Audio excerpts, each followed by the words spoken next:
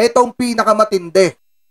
Isang member ni Pastor Apollo C. Quiboloy, inilabas po ang recording voice. Ang voice recording nitong si Pastor Apollo C. Quiboloy, at dito nyo makikita mga kababayan kung paano magbanta etong si Pastor sa kanyang mga member. At hindi lang yon mga kababayan, eto pa yung isa pang pinakamalupit dito. Sinabi pa ni Pastor dito na hawak niya ang kaluluwa ng mga member niya, yung mga apostol niya mga kababayan. Eto, panoorin na po natin, i-credit po natin ito kay SG Pechay, kanya po yan, hindi po yan natin. At papanoorin na po natin mga kababayan.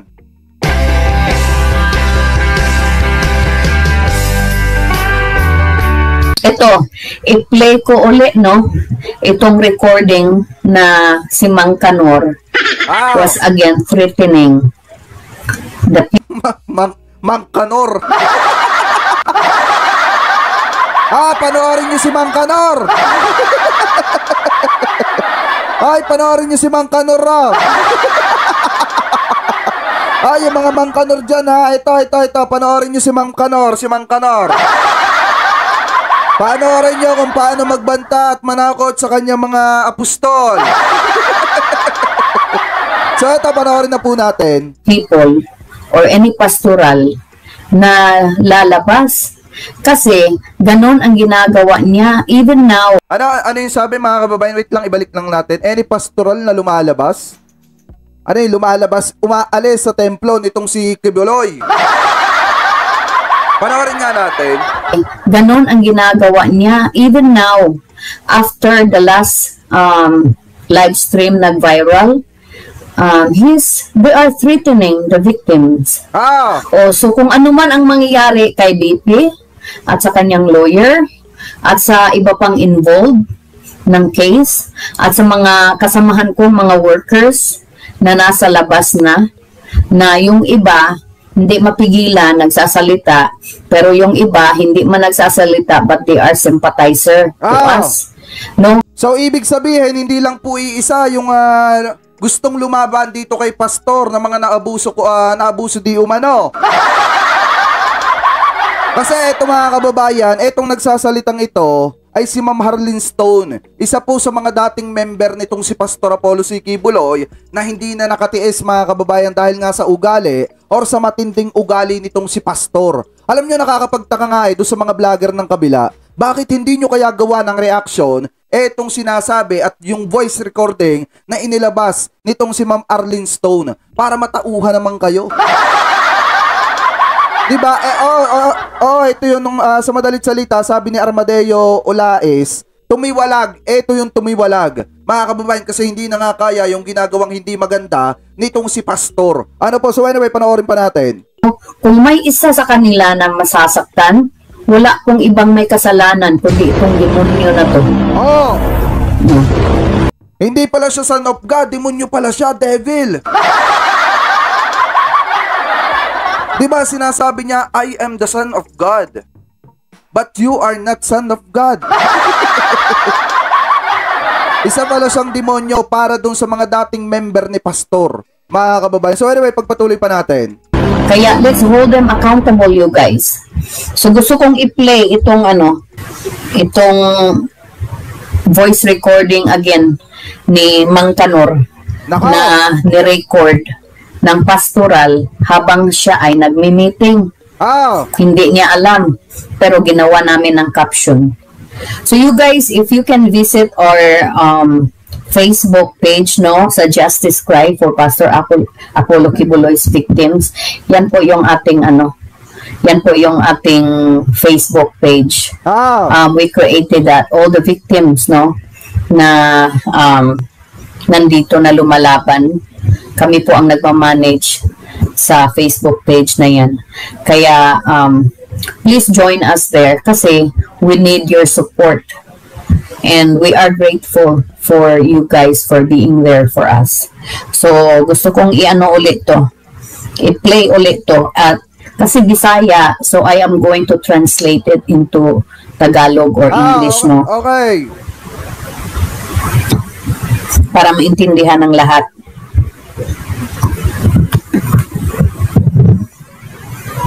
Okay, let's play. Siguro mga kababayan, itong mga taong ito yung nagsasalita na hindi makatiis dati. Kasi nung panahon ni dating Pangulong Duterte, hindi mo naman kakayanin magsalita noon. Kasi nga, yung presidente natin dati, kaibigang matalik ni Kibuloy, kaya mahihirapan ka talagang magsalita. Ngayon mga kababayan, ang matindi kasi dito, ngayong nabago na yung administrasyon natin, wala na talagang kakakakampiyan. Ano po, na kung saan mga kababayan, kapag ka nagkasala ka talaga. Kasi kung titingnan ninyo kung titingnan ninyo ang Esiminay, yung Esiminay dati, ang balita na talagang nagko-cover kay Pangulong BBM. Pero mga kababayan, since nagkamali nga sila, kailangan nilang pagbayaran yung pagkakamali nilang yon. Mga kababayan, hindi pwedeng alburin, hindi pwedeng konsintihin. Ano po, pero kung yan ay nung panahon ng dating administrasyon, mga kababayan, since matalik na kaibigan, malabo.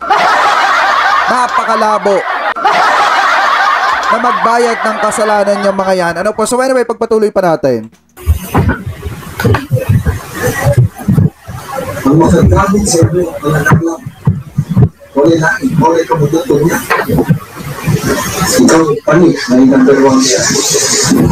Kundi, nilawas niya. Malawin. At yun kang ulay ko paluod. Pinagi sa luwa ko tulong ka saksi. Boses siya ni Kibuloy Bisaya lang. Nabingwit na sa panas ko. Okay. Now let's digest that, no? So ang sabi niya dito, sabi niya kanina, kung lalabas daw, kung ikaw daw ay lalabas na worker ka, lalo na pag ikaw ay pastoral, papatayin ka niya na walang awa. Oh, kahit yung iyong pamilya, papatayin niya kayong lahat. Kahit yung mga pamilya nyo, kapatid nyo na hindi man member, hindi man worker, papatayin din niya. Kaya wala nang isa sa kanila na makakalabas sa loob.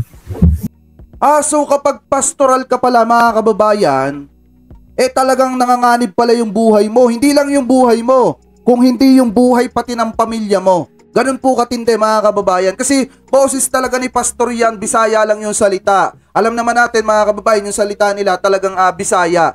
Ano po, pero ngayon mga kababayan, talagang napakatindi nito. Biruin nyo etong nagsasalitang ito, si Ma'am Arlene Stone, dating member ni Pastor. Doon sa kanyang Kingdom of Pastor. Kasi hindi natin pwedeng sabihin Kingdom of Jesus Hindi naman kasi si Jesus yan. Ngayon, napakaliwanag mga kababayan nung sinasabi dito na kapag ka daw ikaw ay lumabas, biruin mo, sumali kang mag-isa.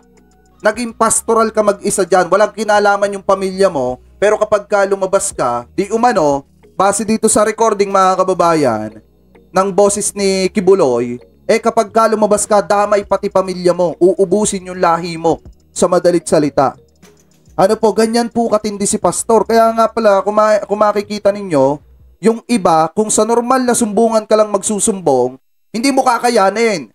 Hindi mo mahahanap doon yung tunay na hustisya. Kaya kailangan mo ng isang senador na matibay-tibay yung loob na kayang banggain etong si Pastor. Mga kababayan, kasi buhay mo yung nanganganib dyan. Hindi lang buhay mo, buhay din ng pamilya mo. Ano po, so anyway, pagpatuloy pa natin.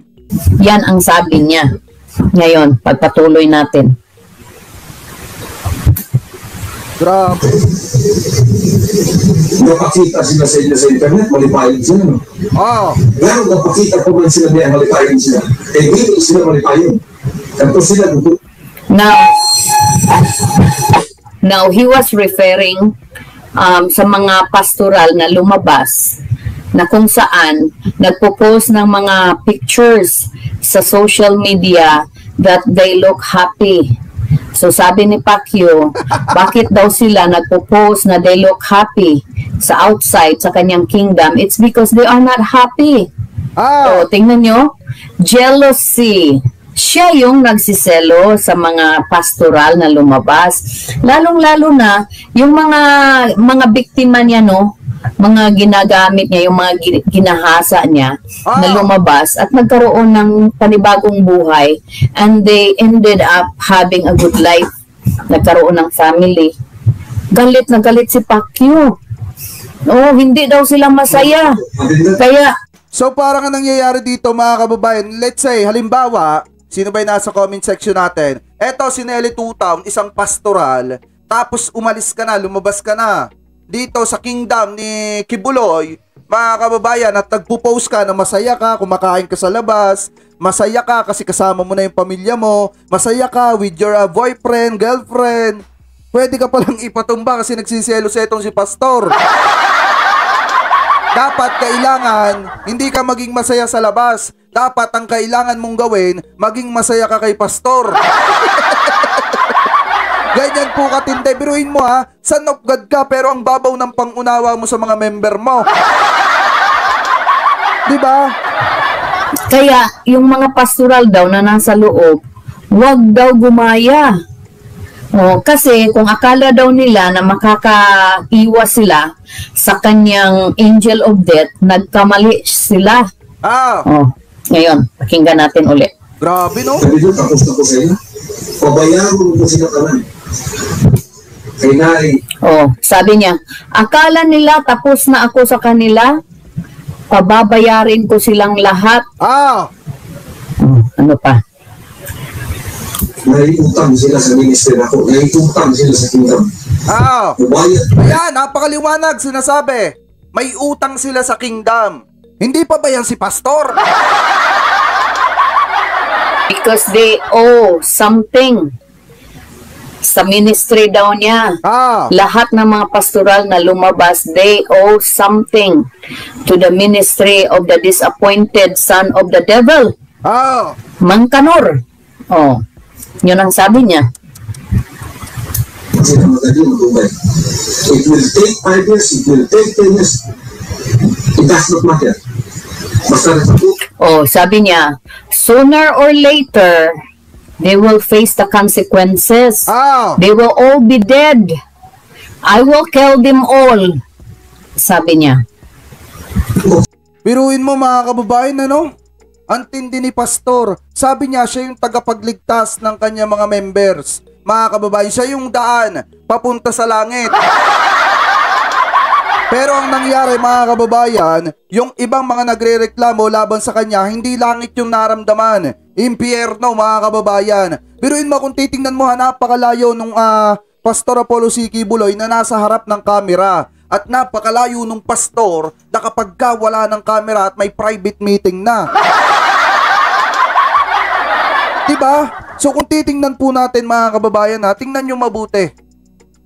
Napakatindi, bibihira yung maglalakas ng loob na dating member na magsasalita ng ganito, mga kababayan. At bibihira yung mga dating member na sumama sa Senado para ituro na nagkamali etong si pastor. Marami pa daw iba, hindi lang iilan. Marami pang iba, mga kababayan. At yung ibang yon, talagang ayaw lang magsalita pero nakikisimpat siya. Ano po, so anyway, pagpatuloy pa natin. Sa ilang angel of death. When the opportunity presents itself, patay sila. When the opportunity presents itself, they will all be dead. How many of them are outside? Sabi niya. Grabe. How many of them are being taken by the devil? Pagpatuloy natin. Grabe. Ang pastoral na naigo na tapat sa kuha. Kaya pa din mo. Hindi man yan kung mapasakitan. Sabi niya, count every pastorals, all the pastorals who left and who were not here next to me. They think they're gone. They think they are forgotten. They will face the consequences because hindi ako masasaktan kung mga member lang. Kasi yung mga member, walang value. Mga pastoral lang ang valuable. So ibig sabihin mga kababayan, yung may halaga lang pala kay Pastor Apollo C. Kibuloy, hindi yung mga worker niya, hindi yung mga manggagawa, hindi yung mga member. Ang may halaga pala kay Pastor Apollo C. Kibuloy, yung mga magagandang babae na mga pastoral na nakatayo doon pag nagsasalita siya. Kasi pag yung mga pastoral daw mga kababayan ang nawala, talagang malulungkot si pastor, mga kababayan. Pero pag yung mga normal na manggagawa niya yung mga worker niya, mga kababayan, yung mga normal na member, baliwala sa kanya yon. Oh my goodness! Hindi ko kinakaya, mga kababayan. Biblia yung naging puhunan para magkaroon at kumapal ang bulsa.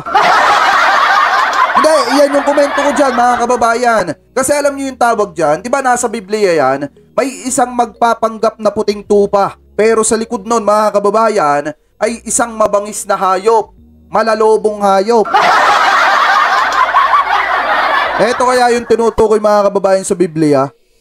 Yung isang malatupa na tatayo't gagayahin ng Panginoon, pero sa likod ng katauhan ng malatupang ito, nagtatago yung malademonyo, malawolf na katauhan, mga kababayan. So baka ito yung tinutukoy sa Biblia. Ano po, kasi biruin nyo ang sabi niya, siya yung Son of God.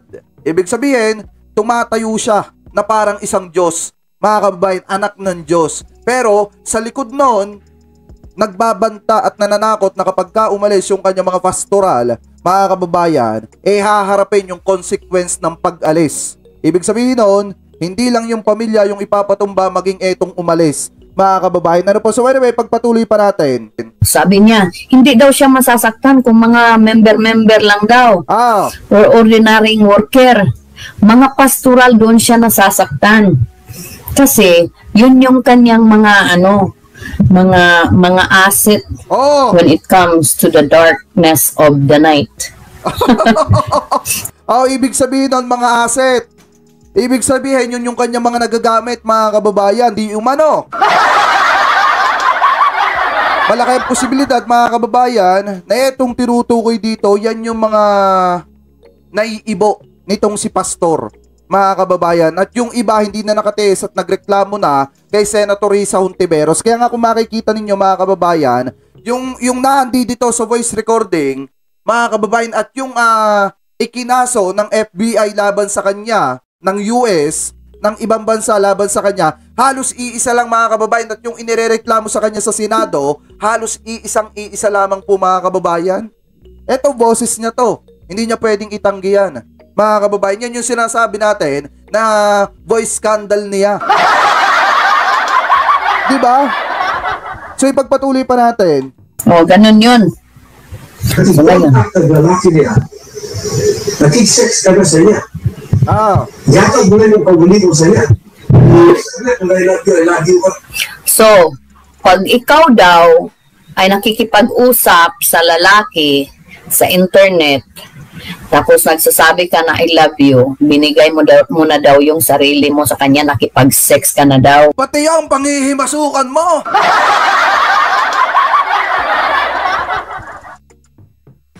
Nilalagnat ako?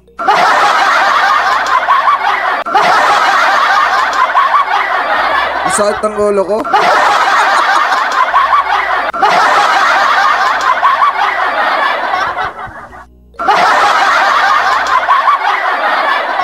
Kasi biruin yung, mga kababayan, na ang sabi ni Pastor doon sa voice recording, mga kababayan, kapag ka daw ikaw ay isang pastoral, tapos nag-I love you ka doon sa kachat mo sa internet, ay ibinigay mo na daw yung sarili mo at nakipagtali ka na. Mas matindi pa sa tape issue to. Anyway, pagpatuloy pa natin. Para lang sa kanya. Kipag-usap sa lalaki sa internet. Tapos siloso ka pala, Pastor. Kaya pala maraming mga inosenteng tao ang nadadamay. Siguro yung mga inosenteng tao, mga kababayan, na nadamay na siguro dito, baka ilan sa mga napagselosa ni Pastor. Biruin nyo, mga kababayan, na sobrang kagalang-galang kapag ka nasa harap ng camera, pero kapag ka wala na palang camera, mga kababayan, iba na pala yung ginagawa.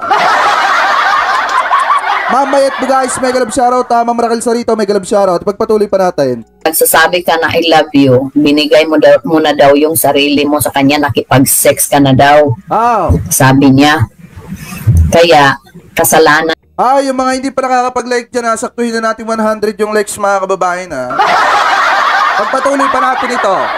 Daw yun, kasi yung mga pastoral, para lang sa kanya. Ay! Again, ha? pagpatuloy natin. Yakag mo yung pagbuli ko sa'yo. Dapat, pagbuli ko sa imo. Kaya kung dugman ako sa imo, i-try ko rin mo. Driver, i-try ko rin mo. Kasi ang wato. Dapat ko, parang mabawi akong doon kasi ang wato. Ikaw, ang driver, pagkinta ka. Siguro. Oh, sabi niya, mayaman daw siya, marami siyang pera, tapos ikaw ay halimbawa naging involved ka sa driver at ikaw ay isang pastoral, papatayin niya kayo. Ang driver na naging involved sa'yo at ikaw na pastoral. Ay! Antindi naman ito, mga kababayan. Antinding revelation naman ito, pastor! Eto, pwede itong gamitin sa Senate, mga kababayan eh. Kaso nga lang, wiretap kasi yan, mga kababayan. Pero bago naman makapagsampa ng kaso dyan, eto, hindi masasabing wiretap yan. Pero bago maging wiretapping yan, mga kababayan, kailangan munang patunayan ni pastor na sa kanya talagang boses yan. Bago masampahan ng reklamo etong babaeng ito. Tandaan nyo, mga kababayan, ganyan talaga ang consequence. Mga kababayan, kasi kung titingnan ninyo ha, eto, tingnan nyo mabuti. Pag sinabi nung mga abogado ni pastor na sasampahan ng demanda etong si Mama Arlene Stone na ito dahil nag-wiretap. Ano po, di kaya naman yung kumuha ng recording na yun dahil nag-wiretap. Ngayon ang tatanungin dyan, papatunayan muna ng kampo ni Kibuloy na talagang boses ni Kibuloy yun, mga kababayan. Eh ngayon, kung gusto talaga nila magsampa ng wiretap dito dahil inirecord yung boses ni Kibuloy, eh kailangan niyang patunayan muna na sa kanyang boses yun. Eh pag pinatunayan niya at sinabi niyang kanya yan, ibig sabihin sinabi niya nga yung mga ganung bagay. Yan ang consequence, mga kababayan, ng wiretapping. Ano po, so anyway, mga kababayan, ito napakaliwanag naman, napakatindi nito. Kinikilbat-kilabutan ako. Pero yun nga, kapag ka ikaw ay na-involve, mga kababayan, tawag dito, sa driver, dahil nga marami siyang pera, pwede kang ipatumba. Hindi lang ikaw na pastoral, kung hindi pati yung driver. Ganyan po kasiloso etong si Mang Kanor. Magpatuloy pa natin ang kwento ni Mang Kanor. I will make sure that both of you will be dead. That's the only time na nakapagbayad that I feel good about it, sabi niya. Grabe.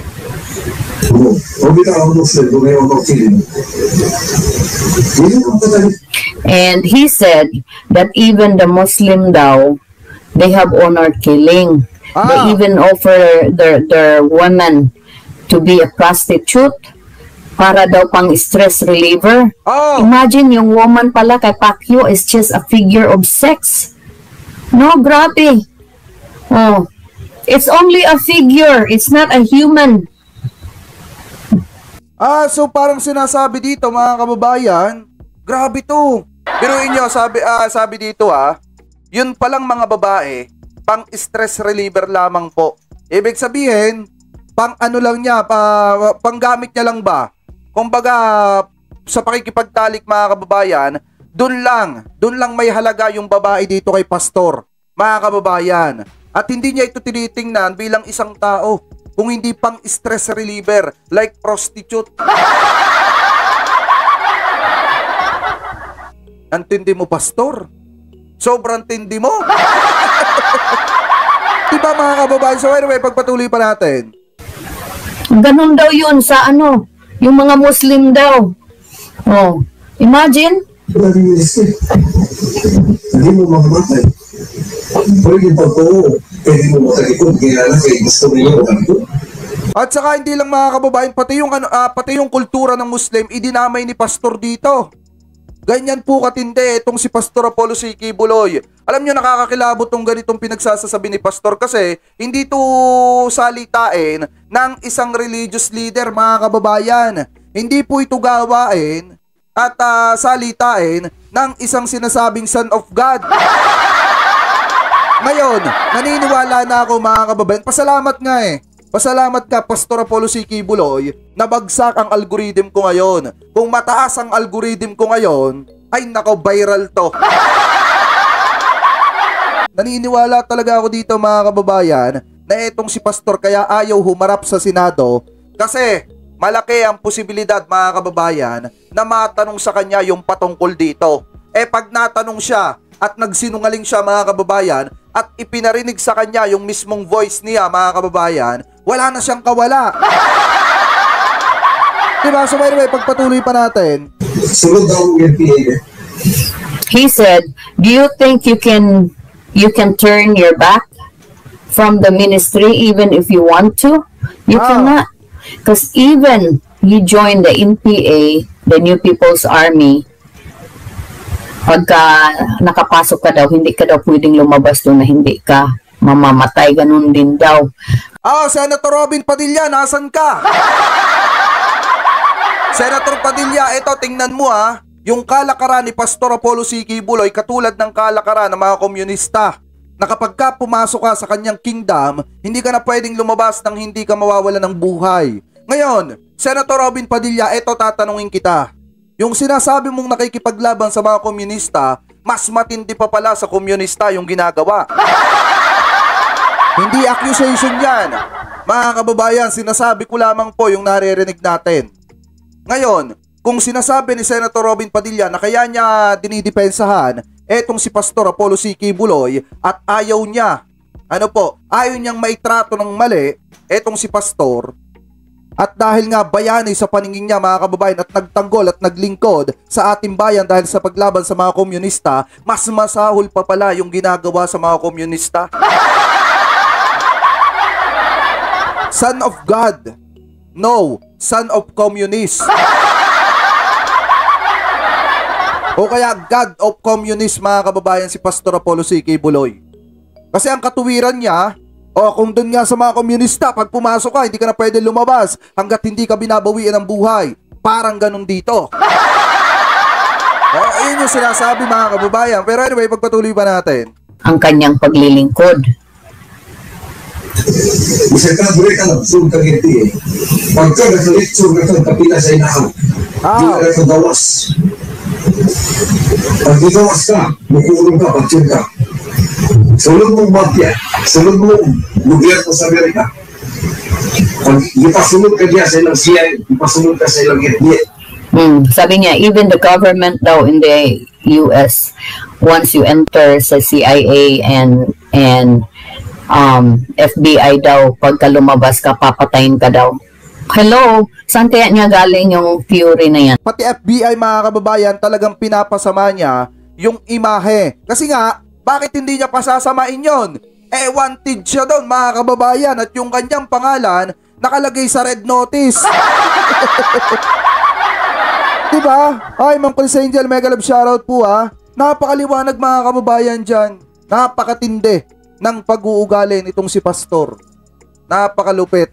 So anyway, pagpatuloy pa natin. Kala ko, kaya siya sinusuportahan ni dating Pangulong Duterte mga kababayan, dahil biktima itong si Pastor. Pero ngayon mga kababayan, napakaliwanag na talagang mas masahol pa sa communist itong ginagawa ni Pastor. Diba?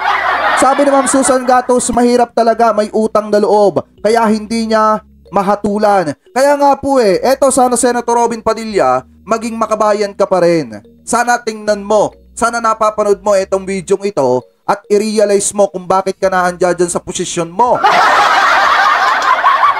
Hindi para magpitex-petex at maging drama boy dyan. Dapat ang gawin mo, Senator Robin Padilla, tuparin mo yung ipinangako mo sa sambayan ng Pilipino. Kaya ka napalagay dyan, nag-number 1 ka pa sa Senado para paglingkuran ng taong bayan, hindi para kampihan yung taong mas masahol pa sa communist yung ginagawa. Diba? So anyway, pagpatuloy pa natin. Gawa-gawa, may sayad talaga tong matandang to. Pasunod sa ng NSA. Nakabalong ka sa mga confidential niya. Tapos kalit mo, kalikutan, ikabukurot. Inali nga kung commitment na ako sa inyo.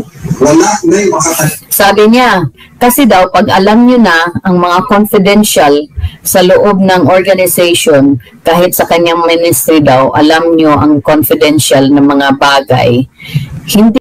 Eto mga kababayan, sabi dito tama si Bro Eli, mas magaling pa si Brother Eli, mga kababayan. Tandaan nyo si Brother Eli nawalan ng buhay pero walang naging problema. Ano po, wala siyang matitinding issue or issue na katulad nitong kay Pastor. Si Brother Eli, pag nagsasalita yun, mga kababayan, nakabatay talaga sa kung ano yung sinasabi ng Biblia, mga kababayan. Pero, etong si Pastor, ginawa niyang puhunan ng Biblia para kumapal ang kanyang bulsa. Yan yung katotohanan. Hindi lang yon para makapang-abuso ng mga kababayan nating Pilipino, ng mga kababaihan, mga kababayan. So ngayon, napakaliwanag dito. Napakaliwanag na mas masahol pa. Diba nakikipaglaban siya sa mga communist? Mas masahol pa sa communist yung ginagawa ni Pastor. Anyway, pagpatuloy pa natin. Hindi ka na pwedeng lumabas, hindi ka na pwedeng tumalikod. Kasi papatayin ka kasi alam mo na ang mga confidential. Likod sa inyo. Wala rin makatalikod sa inyo. Wala rin pwedeng magtraidor sa inyo. Pag nagtraidor, wala na pwedeng tumalikod daw sa inyo, sa mga pastoral. Kasi pag tumalikod kayo, papatayin kayo. patayin mo dito. May hahabol daw. May hahabol daw sa inyo, sa mga pastoral. Kapag lumabas, may hahabol at may papatay sa kanila. Eto, sana yung mga nagtatanggol kay Pastor, sana hindi nyo maranasan yung mga naranasan ng mga taong naandi dito. Biruin nyo, mga kababayan, hindi naman may i-record nung taong nagbigay dito, mga kababayan, kay Ma'am Arlene Stone, kung hindi siya naando dun sa meeting. Ngayon, mga kababayan, biruin nyo, sa likod ng pagiging maamong tupa ni Pastor Apollo C. Quiboloy, ganito pala po katindi, na may itinatagong sikreto etong Kingdom of Quiboloy. Kaya kapag lumabas yung mga pastoral na alam na yung baho ng Kingdom of Quiboloy, mga kababayan, malaki ang posibilidad na bawian ka ng buhay or ipatumba ka, sa madalit salita. Ano po? So anyway, pagpatuloy pa natin. He is going to implement that, sabi niya. Pagkakunaan ninyo na ba? Pagkalaluman ninyo ang pagkakunaan ninyo sa ministry na po. Kaya sabi niya, think it through nyo. Bigyan nyo ng bigat ang aking ministry dahil alam nyo na ang aking mga sikreto, kaya wag na kayong lumabas. Sabi dito, kaya di makapunta kasi wala na sa Pinas. Nasa China na siguro, Sir Jake, baka nagtatago na. Hindi, nasa bundok daw po, nagdadasal. Yun yung pagkakaalam ko, nasa bundok daw nagdadasal. Sabi naman may review, Sir Jake, nakakatakot pala sumapi diyan, lalo na kung maganda ka. Yes, dapat kung maganda ka, huwag ka sasapi, patay ka. Sabi ni kay Harley Camacho, sayang ang mga members ni Pastor, mali ang sinalihan nila. Yes, biruin nyo kasi kung makikita ninyo, pag nagsasalita si Pastor, magaganda yung kanyang mga members, mga kababayan. Yung iba, may mga lahi pa. Kaya kung makikita ninyo, di ba may kumakalat na interview ng isang vlogger doon sa isang babaeng may lahi na naando doon ka sa templo ni Pastor. Di ba kung makikita ninyo, pag nagsasalita, lahat pabor kay Pastor, natural. Kung may mga ganitong sistema sa loob, subukan mo magsalita ng negative, paktay ka. Subukan mo magsalita ng negative kay Pastor kung nasa loob ka, baka bawian ka ng buhay. Patuloy pa natin. Hindi mo, ikaw pa rin, ay lahat ka rin, ay isuon ka. Kapag isuon mo, pag ilan mo isuon sa luwas, kung doon natin, ulit din nila na. Hindi na ka lalo magpigit. Sabi niya, si Stephanie daw, pati daw yung kapatid ni Stephanie na hindi man lang nakapasok dyan sa kingdom, papatayin din niya pag si Stephanie ay lumabas. Pati yung nanay ni Stephanie, nakasama niyang worker, pag lumabas si Stephanie, papatayin din niya yung nanay ni Stephanie. Imagine? Siguro maganda yung si Stephanie. Maganda siguro yung si Stephanie, pero yun yung mga kababayan na sabi ni Pastor, pagka itong si Stephanie, since yung nanay niya, worker ni Quiboloy, mga kababayan, at kilala ni Quiboloy, yung mga kapatid, pagka itong si Stephanie, baka itong si Stephanie pastoral, lumabas sa kingdom nitong si Quiboloy, yung nanay niya na worker, damay. Yung kapatid niya na walang kinalaman sa pagsali nitong si Stephanie, damay, mga kababayan. Kahit sinong tao, lalo na't pag big fish, yung kalaban mo, matatakot ka talaga. So ngayon, etong ginagawa ni Pastor Apollo C. Quiboloy, matinding pananakot to mga kababayan. Ano po, kaya pala kung makikita ninyo, yung kanyang mga apostol, talagang apilit ipinagtatanggol si Pastor kahit mali yung pala, natatakot kay Pastor. So anyway, pagpatuloy pa natin. Kung nag-communicate mong lalaki, pagkatapos mag-report mo sa kuwa din. Samtang niya mo sa akong balay, ang gusto na ako din ang ito ano. Hindi mo pwede mo tumag din sa gusto din nyo, hindi na gusto. Sabi niya, habang kayo daw ay nasa kanyang pamamahay, kailangang sundin nyo ang kanyang kagustuhan. Lahat ng kanyang kagustuhan. At kung ano man ang inyong kagustuhan ay hindi nyo pwedeng gawin. Sa kanya lang. Pag pala gusto ni Pastor Apollo C. Quiboloy na tirahin yung isang magandang babae, patay. Dale. Diba? Eto, base dito kung lahat ng kagustuhan ni Pastor, talagang gagawin ng mga member niya, ng mga pastoral niya, na babae, mga kababayan, wala talagang magagawa. Kung hindi ibigay yung gusto ni Pastor dahil pag tumutol ka, paktay ka diha. Diba, ipagpatuloy pa natin. Kung kumuli na ganipal, utang sa tanas na riba. Naibugwa ng mga muros, ng mga Muslims. Na yung mga babae sila, magpaprostitute sa ilang mga wahyo. Sabi niya, envy daw siya sa mga Muslims. Kasi may mga babae daw yung mga Muslims na nagpo-prostitute para pangtanggal ng stress. Kaya nagsiselos daw siya. Gusto daw niya yung mga worker niyang pastoral, ganun din. Magiging happy kapag nakita siya, bibi kaka na. Ganun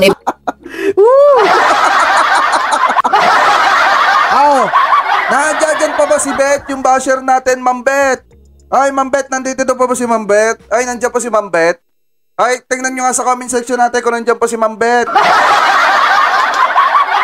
Baka siguro itong si Ma'am Beth ay isa sa mga pastoral ni Quiboloy na kapag ka nakikita si Quiboloy, dapat happy ka. Bebe kaka ka. Pero yun mga kababayan ganyan kasiloso si Pastor. Kasi nga, yung kanyang imagination mga kababayan, nakatutok dun sa nature ng mga Muslim. Ano po, yun yung sinasabi dito. Kumbaga, parang pinapasama niya at sinisiraan niya yung nature ng Muslim. Ano po yung ginagawa ng mga kababayan nating Muslim. Tapos pinaparatangan niya yung mga kababayan nating Muslim na may mga prostitute. Ano po, para paligayahin yung ibang lalaki. So hindi lang yung mga taong naandi dito, yung kanyang tinatakot mga kababayan, sinisiraan niya din yung mga kababayan nating Muslim. Pero inyo nananahimik yung mga kababayan nating Muslim, tapos sinisira ni Pastor Apollo C. Quiboloy yung imahe sa mata ng publiko. Ano po, so by the way, pagpatuloy pa natin. Ibig sabihin nun, para mawala ang stress. Para mawala daw stress niya. Sa lalaki, ilabay din na kaya hindi na kumumutol sa mahal. Kaya hindi mo na mong pastoral para sa anak lang mo. Kaya kung ikaw daw, kayo daw mga pastoral, yung mga weakness daw ninyo sa lalaki, pag nakagusto ka pala sa lalaki, weakness mo na yan. Kailangan mo daw yan itapon. Kasi kapag ikaw ay pastoral, para ka lang daw kay Quiboloy. Kaya kapag nakita mo siya, malayo pa lang siya, bikaka ka na. Kasi pastoral ka Ganon ang...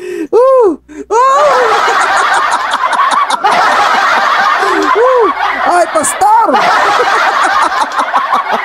Alam niyo, Pastor, eto Pastor Pastor! Pastor, malulungkot ka Pastor kapag ka na-detain ka na. Pastor, wala ka ng Pastor mga chicks doon. Alam niyo mga kababayan, eto yung matindi kasi dito. Ano po, dapat pagka daw yung mga pastoral, makikita si Pastor tapos may ire-request si Pastor mga kababayan, dapat ibibigay. Kasi unang-una, kapag ka nakita mo daw si Pastor, kung ikaw ay pastoral, dapat magiging happy ka, magiging masaya ka, tiaalay mong iyong sarili sa kanya. Sa madalit salita mga kababayan. Ipagpatuloy pa natin. Ang ibig sabihin niya.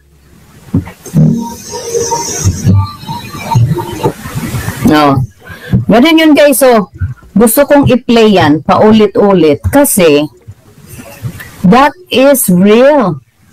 Sinabi niya yan at hindi imposibleng gagawin niya kasi ginawa niya na yan multiple times. Tama. And now that we have this case going at marami ang mga pastoral na nasa labas, pag may isa sa kanila na nasasaktan o masasaktan, kahit the tip of their hair, dapat etong si Ma'am Arlene Stone ipatawag to sa Senado, mga kababayan. Ano po, dapat ipatawag to sa Senado at daladala itong voice record nitong si Pastor. Kasi mga kababayan, hindi naman yan mawawirtap.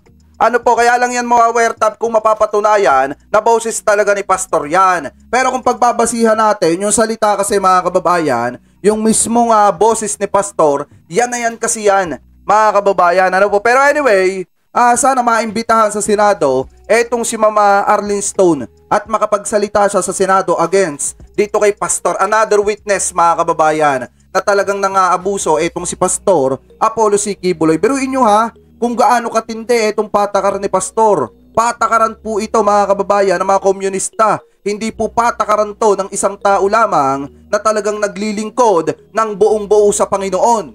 Mga kababayan, hindi Panginoon yung pinaglilingkuran ni Pastor, kung hindi si Satanas. Dahil katulad lang ni Satanas yung makakagawa ng ganyan, mga kababayan, na makakapanakit na mga kababayan natin Pilipino at pipilitin sa gustong mangyari na ayaw namang mangyari ng mga kababayan nating kababaihan. Ano po, kaya eto dapat talaga mabigyan ng hustisya yung mga kababayan nating inirereklamo, etong si Pastor. So sana nanonood ka, Senator Robin Padilla, para maunawaan mo at makita mo yung nangyayari talaga, yung tunay na nangyayari, na hindi porket may utang na loob ka ay magbubulag-bulagan ka na lang. Diba? So sabi, oo nga, Chat TV, Pastor, a womanizer. Ayan, mega love shoutout po Sabi ni Harley Camacho, mas okay bossing yung hikayatin natin yung mga members na tumiwalag na, kasi the more na maraming members, more ang kita ni Pastor. Tama. Kasi mga kababayan, may mga nababalitaan tayo, may mga nababasa tayong article na may mga kababayan tayong OFW na hindi na nakakapagpadala sa kanilang mga pamilya dahil nga sa sapilitang pagre-remit, at yung iba mga kababayan is nawawalan pa. Nawawalan ng tirahan, naririmata yung kanilang tirahan dahil nga wala nang maibayad dahil sa sapilitang pagre-remit dito sa Kingdom of Jesus nitong si Pastor Apollo C. Quiboloy. Kaya nagtataka nga ako, mga kababayan, ano kaya yung power ni Quiboloy para magsapilitang mag-remit sila? Ngayon, mga kababayan, I know. Dahil dito sa mga pananakot at pagbabantang ito. So anyway, mga kababayan, kayo po, ano po ang komento ninyo hingil po dito sa mga pagbabanta nitong si Pastor Apollo C. Quiboloy sa kanyang mga members, mga kababayan. So comment below na lamang po kung ano po masasabi nyo hingil po dyan, mga kababayan.